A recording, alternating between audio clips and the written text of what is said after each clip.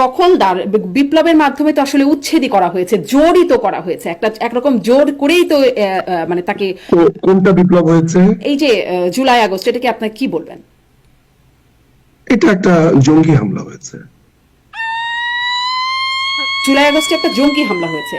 সারা দেশের এত মানুষ, জুলাই আগস্ট বাংলাদেশে একটা জঙ্গি হামলা হয়েছে। সারা দেশের এত গণভবনের সামনে যেভাবে আমরা সাধারণ মানুষকে আসতে দেখলাম, ঝাঁপিয়ে পড়তে দেখলাম, বা বিপ্লবের সেই মুহূর্তগুলোতে বা অভ্যুত্থান, বিপ্লব, আন্দোলন যাই বলি না কেন, সেই সময় যেভাবে রাস্তায় মানুষকে নামতে দেখলাম, তারা কারা? তারা সবাই কি আসলে জঙ্গি? আমি তো অনেক চোরকে দেখলাম সেখানে, আমি তো কোনো বিপ্লবীকে দেখলাম না।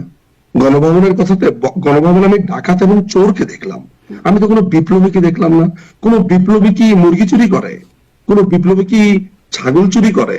কোন বিপ্লবী কি জায়নামাজ ঘড়ি চুরি করে? আপনি যদি বলেন যে হ্যাঁ বিপ্লবীরা চোর, আমি